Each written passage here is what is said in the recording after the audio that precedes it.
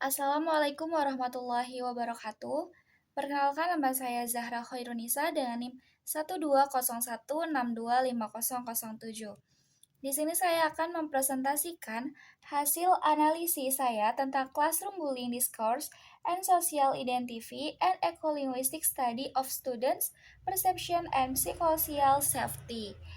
Disusun untuk memenuhi tugas akhir mata kuliah Dasar-Dasar Filsafat Ilmu dengan dosen pengampu Prof. Dr. Enri Boeriswati, MPD, dan Ibu Hestiani Parai, MPD.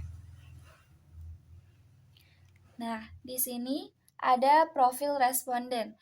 Pada penelitian yang saya lakukan, saya melibatkan 10 siswa yang menjadi responden sebagaimana tercantum pada profil responden.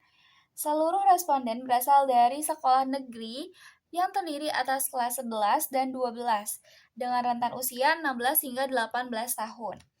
Komposisi tersebut menunjukkan bahwa mayoritas responden berada pada fase remaja akhir yang sedang aktif menjalani proses pembelajaran di jenjang SMA.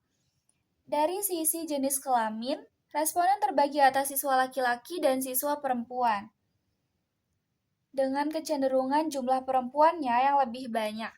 Variasi usia, kelas, dan jenis kelamin ini memberikan keberagaman latar belakang yang penting untuk memahami bagaimana mereka berpikir, bersikap, dan berperilaku dalam konteks penelitian yang dilakukan. Nah, selanjutnya di sini ada penyajian data kuantitatif. Saya bagi menjadi 3 bagian. Yang pertama itu deskripsi sumber penghasilan orang tua, di mana dari 10 responden itu, wirausaha atau berdagang, orang tuanya itu sebanyak 40%, pegawai swasta 40%, pegawai negeri 10%, dan atau satu responden, serta buruh 10% satu responden, di mana bisa kita simpulkan bahwa dari deskripsi sumber penghasilan orang tua ini, rata-rata orang tua dari 10 responden tersebut adalah pegawai non-PNS atau bisa bukan pegawai negeri. Selanjutnya ada deskripsi jumlah tanggungan keluarga, di mana 70% 7 responden sebagai mayoritas diikuti 1-2 orang 20%, 2 responden, dan 5 orang atau lebih 10% 1 responden. Dan yang ketiga, deskripsi pendapatan keluarga bulanan, di mana 2-4 juta yaitu 40% 4 responden, dan lebih dari 10 juta 20% 2 responden, serta 4-6 juta dan 6-10 juta masing-masing 20% yaitu 2 responden. Di mana bisa kita simpulkan bahwa pendapatan keluarga bulanan itu ada di 2-4 juta per bulan. Nah, setiap siswa yang mengisi kuesioner tertutup dengan kondisi ekonomi keluarga, interaksi siswa di kelas, pengalaman menerima atau melihat bullying, penggunaan bahasa bullying, fisik, verbal, digital, persepsi untuk mengetahui sejauh mana responden setuju atau tidak dengan pernyataan-pernyataan dengan skala, skor keterangan yang pertama itu, nomor 1, sangat tidak setuju, 2, tidak setuju, 3, ragu-ragu, 4, setuju, 5, sangat setuju. Jadi, responden itu mengisi angket, di mana ketika ia memilih angka 1, artinya ia tidak setuju dengan pernyataan tersebut, dan sebaliknya ketika ia memilih angka 5, yaitu sangat setuju, berarti ia menyetujui pernyataan tersebut. Selanjutnya ada data kuantitatif. Yang pertama itu ada kondisi keluarga, yang kedua suasana dan interaksi kelas, relasi sosial, variasi bahasa, dan situasional. Yang ketiga, paparan dan frekuensi bullying.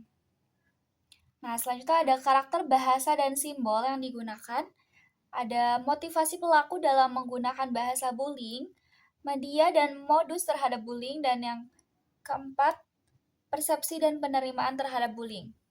Selanjutnya ada identitas dalam bullying berbasis bahasa, rasa aman psikososial, dan yang terakhir strategi respon dan pencegahan. Selanjutnya ada penyajian data kualitatif dan interpretasi data, di mana di makalah analisis data tersebut saya memberikan penyajian data dengan membentuk tabel dan penjelasan di bawahnya. Dan di sini saya singkat menjadi beberapa bagian, yaitu variasi bahasa dan situasional, Yang kedua, media dan modus penyampaian bullying. Yang ketiga, persepsi dan penerimaan. Yang keempat, identitas sosial. Yang kelima, rasa aman psikososial. Dan yang keenam, respon dan cara mencegahnya.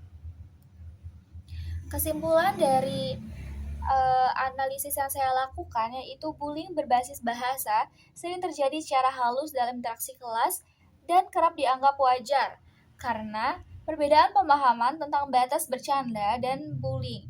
Meski kesadaran siswa cukup tinggi, perbedaan persepsi membuat bullying sangat atau sering tidak disadari.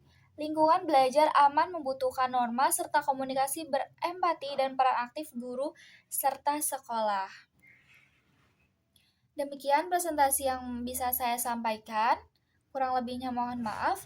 Wassalamualaikum warahmatullahi wabarakatuh.